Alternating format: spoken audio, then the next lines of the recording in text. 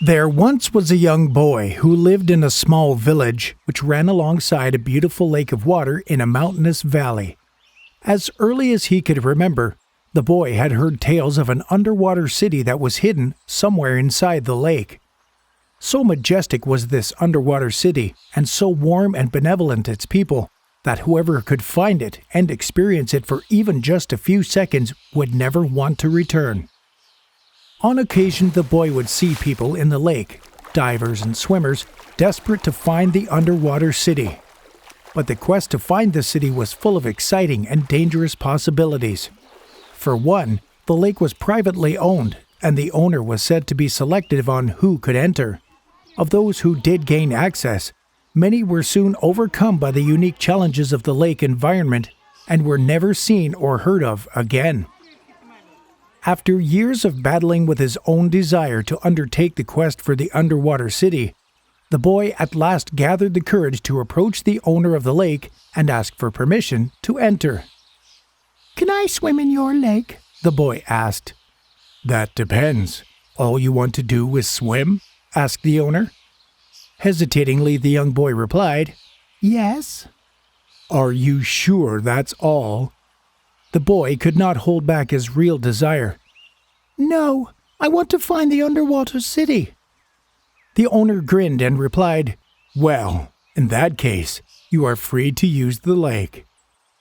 The owner handed the young boy a contract that explained the unique conditions of the lake and the rules he would need to follow in order to be safe and successful. The contract also outlined the consequences that would come by obeying or disobeying the rules. Upon signing the agreement, the owner promised to give the boy additional help should he ever want it. The boy was so elated that he immediately began his quest to find the underwater city. Only after jumping in the water for the first time did he realize how unprepared he was for the lake environment. For one, the water was freezing cold. The boy did his best, but he couldn't stay in the water long enough to do any real exploring. The lake environment quickly proved to be too challenging. The boy realized he would need to change his approach if he wanted to make real progress in his quest for the underwater city. He remembered back when he signed the agreement that the owner had promised him additional help should he ever need it. Although reluctant to ask for help, and doubtful that the aged owner would even provide it, he eventually decided to give it a shot. The owner seemed to know what the boy needed before he even asked, because he had a special wetsuit waiting for him. The boy, although a bit taken back, happily grabbed the wetsuit and headed towards the lake. With this new protection, the boy jumped in the water, but soon realized he was not a skillful enough swimmer to really explore the vast lake. He returned to the owner and asked for help to improve his ability to swim. After considerable coaching and practice, he developed the ability to swim confidently. With his newly acquired skill, he continued exploring the lake, but soon realized that he could not go beneath the surface for too long before running out of air. When he returned to the shore, the owner had already prepared some equipment for the boy to be able to breathe underwater. As he learned to use the new equipment, he began again to explore and search for the underwater city, but soon realized that while he was able to stay underwater, he was not able to descend too far because of the unendurable pressure. Having never failed him, he again approached the owner and asked how he might be able to descend to greater depths. He was always amazed that the owner knew exactly what he needed before he had even asked. This time it was some additional equipment and coaching to help the boy descend to greater depths without experiencing the pressure.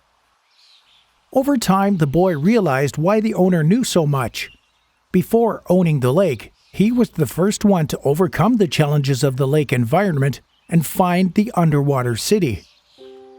The boy's love and appreciation for the owner grew over time. With considerable effort and help, the boy had finally acquired the necessary skills and obeyed the necessary laws in order to abide underwater life. Not only did he find the city, but because of his total and complete conversion to underwater life, he was prepared to enjoy its exceptional beauty and life.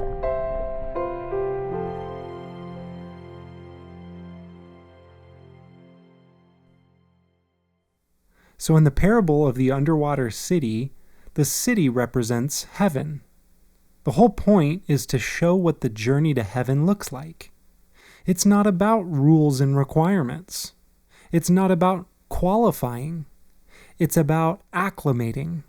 It's about slowly getting used to a completely new environment. And that's why the boy develops a relationship with the owner of the lake, who represents Jesus Christ. Only Jesus Christ can show us how to get used to the environment of heaven.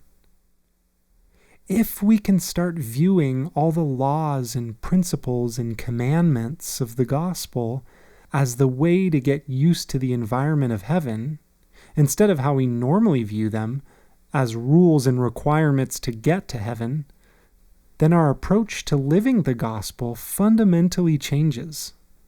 All we will care about is finding ways to get used to the environment of heaven. If that means jumping into the water and discovering how unprepared we are, so be it. Because all of it leads us to turn to Christ for help.